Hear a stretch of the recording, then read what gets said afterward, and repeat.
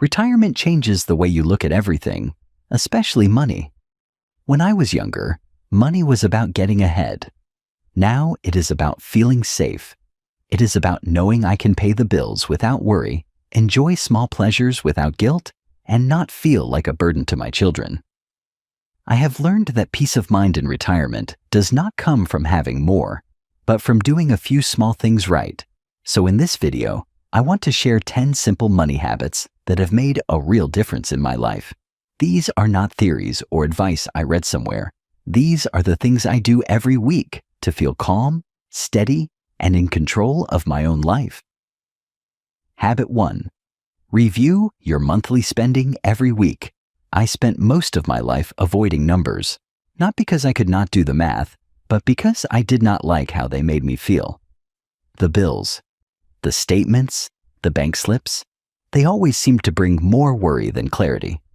So I used to ignore them. As long as I was still getting paid and there was something left in the account, I told myself I was doing fine. But when I retired, that old habit caught up with me. The steady income stopped, but the expenses kept coming. One day, I opened my bank account and realized I had no idea where half my money had gone. That feeling of confusion, of helplessness, it stayed with me. I did not want to live the rest of my life wondering if I would have enough. So I changed one thing. I started reviewing my spending every single week. Now, every Sunday afternoon, I make a little space at the kitchen table. I pour myself a cup of tea, take out my notebook, and sit quietly for 15 minutes. I go over the receipts I kept in my wallet or the notes I made on small scraps of paper. I look at what I spent on groceries, gas, medications, or anything else. It is not perfect, and I do not judge myself, but I look at the truth. Some people might prefer using spreadsheets or fancy apps. My daughter even tried setting one up for me once, but I always come back to pen and paper. Writing it out helps me think. It helps me see what is happening with my money, not just hope it is okay.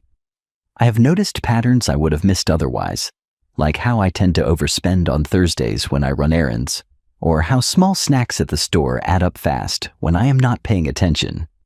By catching these little habits early, I avoid the bigger surprises later. More importantly, it gives me peace of mind. I no longer feel like I am drifting. I am steering. I know what I have, where it is going, and what I need to adjust. This small weekly ritual has become something I look forward to. It is no longer about stress or guilt. It is about taking care of myself, about saying, I still have control and I am still learning. Habit 2. Set a monthly fun spending limit. When I first retired, I thought I had to tighten everything. No more extras, no more treats. I was scared of running out, so I treated every dollar like it might be my last. At first, that seemed smart, but after a while, I realized I was not enjoying anything. I was surviving, not living. That is when I created what I call my fun spending limit. It is a small amount of money I set aside every month, just for me. No guilt, no second guessing, just joy. For me, it is $100 a month. That might sound like a lot to some, or a little to others. For me, it is just right. I use it to eat out once in a while, buy a book I have been eyeing, or surprise my grandson with a toy when he visits. The rule is simple. Once the fun money is used up, that is it for the month. But until then, I let myself enjoy it. And you know what? That one habit helped me fall back in love with life a little. It reminded me that money is not just for survival. It is also for joy. We worked hard for decades. We gave to our families. We sacrificed. Retirement should not feel like punishment. It should feel like a chance to breathe. By setting a clear limit, I keep my budget intact. I do not overspend, but I also do not deny myself the simple pleasures that make life feel full. Some months, I do not even use it all. But knowing it is, there gives me a sense of freedom, like I'm allowed to smile, to indulge a little, to still be human. I shared this habit with a friend of mine. He was always penny pinching, more out of fear than necessity. When he tried this for just 2 months, he told me he started feeling more confident, less anxious, and that made me smile. So if you are holding your breath around money all the time, maybe this is your sign to exhale. Give yourself a number, stick to it, and let yourself feel alive again. Habit 3. Automate bill payments and transfers. I remember the feeling clearly. It was a cold morning in February when the electricity was suddenly shut off. I had paid the bill, at least I thought I had, but in all the clutter, I had forgotten to send the check. That was the day I decided I had to do things differently. At this stage of life, I do not want to worry about due dates. I do not want to sit with stacks of envelopes, trying to remember if I paid the water bill or if the insurance premium was mailed last week. So I started automating everything I could. Every recurring bill, utilities, phone, internet, insurance, is now set to autopay. My bank handles it, and I double-check the amounts during my Sunday review. I also set up an automatic transfer from my checking to my savings account on the first of each month. It is not a big amount, but it is consistent, and that consistency builds trust in myself. At first, I was hesitant. What if the system messed up? What if something was withdrawn twice? But over time, I saw the benefits. My mind became quieter. I stopped dreading the mail. I stopped waking up in the middle of the night, wondering what I had forgotten. Automation gave me mental space, and that space turned into peace. It does not mean I stopped paying attention. I still monitor my accounts twice a week, but the burden of remembering everything is lifted. For someone my age, memory is not what it used to be. Why not take advantage of tools that make life smoother? If you have a bank account that allows it, ask someone you trust to help set it up. Once it is done, it works in the background, giving you more time and energy for the things that truly matter. I do not want to spend my 70s chasing bills. I want to spend them living, and this habit helps me do just that. Habit 4. Track medical expenses separately. After I turned 65, my medical appointments started multiplying. One for the heart, one for the joints, another for hearing. Then came the prescriptions, some monthly, some only as needed. It was manageable, but the costs were like scattered puzzle pieces. One copay here, another one there, a small surgery that the insurance only covered part of. Before I knew it, I was lost in paperwork, unsure of how much I was actually spending on my health. That bothered me. I wanted to know. Not because I was obsessed with every penny, but because I needed clarity. Medical costs are different from buying groceries or fixing the roof. They add up quietly, and they can throw your whole budget off if you are not watching closely. So, I started keeping a separate notebook, nothing fancy. I labeled it Health Expenses. Inside, I write down every doctor visit, every prescription, and every out-of-pocket cost. I even write down mileage if I have to drive out of town for an appointment, because that is part of the picture too. Once a month, I total it up. I do not do it to feel guilty or scared. I do it to stay informed. Some months are light, others are heavier. But either way, I am not caught off guard. What surprised me most was how this habit changed the way I plan. Now, when I set my monthly budget, I have a line that says medical. It is not just a guess anymore. I have real numbers from the months before. It also helps with insurance. One time, I caught an error in a bill that saved me almost $75. If I had not been keeping track, I might have paid it without even noticing. I have seen too many friends get overwhelmed by medical costs simply because they are invisible until they are too big to ignore. But you can take back some control, even if you cannot control the health itself. Your body matters, and your health deserves its own attention, not just a footnote in your monthly expenses. This little habit reminded me that caring for my finances is another way of caring for myself. Habit 5. Keep a financial peace journal. When I first retired, I struggled with something I did not expect. It was not the loss of work or the quiet afternoons. It was the feeling that I was not doing enough. I had always been a provider, someone who worked hard and kept things running. But now, with no job and no income coming in, I sometimes felt useless, like I was just waiting for the next bill. Then one evening, after feeling anxious all day, I sat down with a notebook and wrote one sentence. Today I spent less than I planned. It was small, but it made me feel proud. That one moment gave me a strange kind of peace, so I did it again the next day. I wrote, I checked my account before buying something. The day after that, I said no to an impulse buy. It became a habit, not a diary, not an expense log. Just a short daily note to remind myself that I was doing something right with money. I call it my financial peace journal. It is where I record the little victories, the wise choices, the times I stayed calm instead of panicking. It is a private conversation with myself. No judgment, no shame, just recognition. Over time, that notebook became more than a habit. It became a source of strength. On days when I feel uncertain, I flip through the pages and read what I wrote. And suddenly I remember, I am capable. I am learning. I am still growing. This habit does not take more than 1 or 2 minutes a day.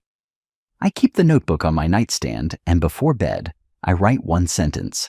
Some days it is as simple as, I made a smart grocery list. Other days, I let go of something I could not control. Both matter. We spend so much of our lives measuring success in big numbers, salary, savings, returns. But this stage of life calls for something gentler, something quieter. This journal helps me see that success is also found in wisdom, in peace, and in choosing well, one small decision at a time. Habit 6, limit credit card use to one purpose only. I remember when credit cards first became popular. It felt like magic. No need to carry cash, no counting coins at the register. Just a quick swipe and done. But over time, that magic started to feel more like a trap. One card turned into 2, then 3. It got easy to lose track. And in retirement, losing track is exactly what I cannot afford. So I made a rule for myself. One credit card, one purpose. For me, it is groceries. I use my card only when I go to the supermarket. That is it. No exceptions. Every other purchase, gas, clothing, gifts, I use my debit card or cash. By limiting my credit card use, I have made it much easier to track, understand, and pay off. This rule changed my entire relationship with credit. First, it cut down the clutter. I stopped flipping through statements with 50 different transactions. Now I look at my credit card bill and know exactly what is there. No surprises. Second, it helped me pay off the balance every single month. Since it is only groceries, I can plan for it. I know about how much I spend on food. There is no guesswork, and by paying in full, I avoid interest completely. Third, it gave me back a sense of control. I am no longer wondering, what did I buy last week? I know. And if something odd shows up, I spot it right away. I even cut up my other credit cards and closed the accounts. Not out of fear, but out of choice. Simpler is better, especially now. My daughter once asked, Dad, what if there is an emergency and you need to charge something? I told her, if it is a real emergency, I have cash and a backup plan, but most things that feel urgent can wait. This habit has made my finances feel cleaner, calmer, and easier to manage. And at 70, I value ease more than ever. So if your credit card feels more like a burden than a tool, try narrowing its use. Pick one purpose. Stick to it. You might be surprised how much lighter your financial life becomes. Habit 7. Check account balances twice a week. When I was younger, I hardly ever checked my bank account. I would wait until the statement arrived at the end of the month. glance at the balance, and move on. That worked fine back then, when I had a steady paycheck coming in every 2 weeks. But retirement changed all of that. Now every dollar matters, and every little charge can make a difference. I do not like surprises anymore, especially not financial ones. So, I started a habit that has helped me feel more secure than anything else I have done. Twice a week, usually on Tuesday and Friday, I check my account balances. I do not do it because I am worried. I do it because I want to feel in control. It only takes 5 minutes. I sit at the kitchen table, open my bank's website on my tablet, and look at my checking and savings accounts. I review the most recent transactions. Most of the time, everything looks fine. But now and then, I catch something unusual. A duplicate charge, a service fee I did not expect, even small things like a forgotten subscription.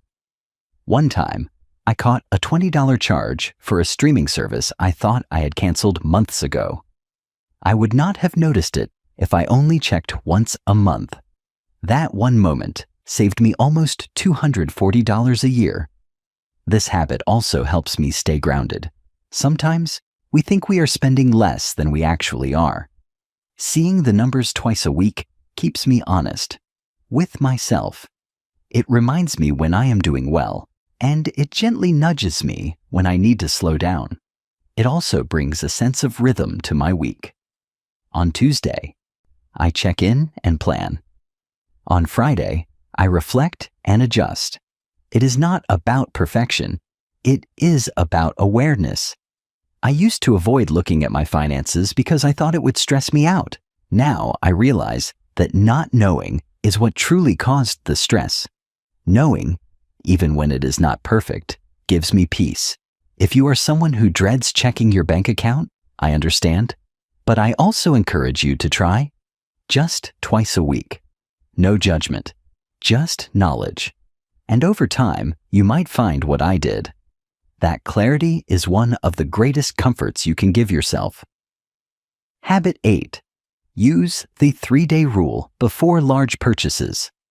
I used to be more impulsive with money. I would walk into a store for one thing and leave with 5. A new pair of shoes, a kitchen gadget I saw on television, or something for the yard that I was sure I needed. It gave me a quick thrill, but the thrill never lasted.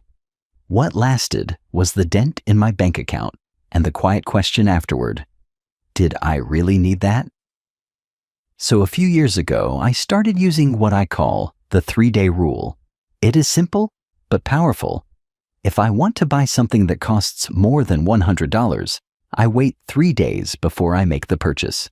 No matter how much I want it in the moment, I write it down and walk away. I tell myself, if you still want it in 3 days and it still makes sense, then you can buy it. And you know what? Most of the time, I forget about it. Or I realize I did not truly need it in the first place. This one habit has saved me hundreds of dollars. But more than that, it has helped me develop patience and wisdom around spending. It is not about depriving myself. It is about making thoughtful decisions. Sometimes, after 3 days, I still want the item. And I buy it without guilt, because I know I gave it time. I know it was not an emotional decision, and that makes it more satisfying. This rule is especially helpful in the age of online shopping. It is so easy to click Buy Now and have something arrive at your door before you have even had a chance to think it through. But by writing it down first and waiting, I give myself space to consider whether it truly adds value to my life. It has also helped me feel less controlled by advertising and impulse. I am not being pulled in 10 directions by every sale and special offer. I am choosing, not reacting. If spending feels stressful or out of control sometimes, I highly recommend trying the 3-day rule. Give your future self a little room to breathe. You may be surprised by how much peace it brings. Habit 9. Talk about money with someone you trust, once a month. When I was younger, talking about money felt taboo. We did not speak about it at the dinner table. I handled it quietly on my own. But in retirement, I realized that carrying everything alone is not strength. It is isolation. So now, once a month, I talk about money with someone I trust. For me, it is my daughter. She is good with numbers, but more importantly, she listens without judgment. Sometimes we go over my budget. Other times, I just share how I am feeling, what is working, what is worrying me. These talks are not about asking for help. They are about connection, about clarity. They remind me that I am not alone in this. And they often bring ideas I would not have considered on my own. There was one time I was unsure about switching my insurance plan. I talked it through with her, and she pointed out a few questions I had not even thought to ask. That conversation saved me both money and stress. Sometimes I talk with a friend instead. We are both retired, and we share tips we have learned along the way. No boasting, no shame, just honest conversations between two people trying to live wisely. Talking about money used to make me feel vulnerable. Now it makes me feel empowered. It helps me see my blind spots. It encourages me to stay on track. And most of all, it makes me feel supported. You do not have to share every detail, but having someone you can check in with, a family member, a close friend, or even a financial counselor, can be one of the best things you do for your peace of mind. Money can be complicated, but conversations make it clearer. And clarity, I have learned, is a form of kindness to yourself and to those who care about you. Habit 10. Keep emergency cash at home. There is something quiet and comforting about having a small envelope of cash tucked away in a safe place. I do not mean thousands of dollars hidden under the floorboards. I mean just a few $100s, enough to get through an unexpected moment without needing to swipe a card or wait on the bank. I keep about $600 in cash in a locked drawer in my bedroom. Nothing fancy. I have a small safe, but even a metal cash box would do. That money is not for regular use. It is not for splurges or small emergencies. It is for the unexpected moments that cannot wait. Like the time our neighborhood lost power for 3 days after a storm. The grocery stores were only taking cash, or the time my car battery died and the towing service wanted cash only.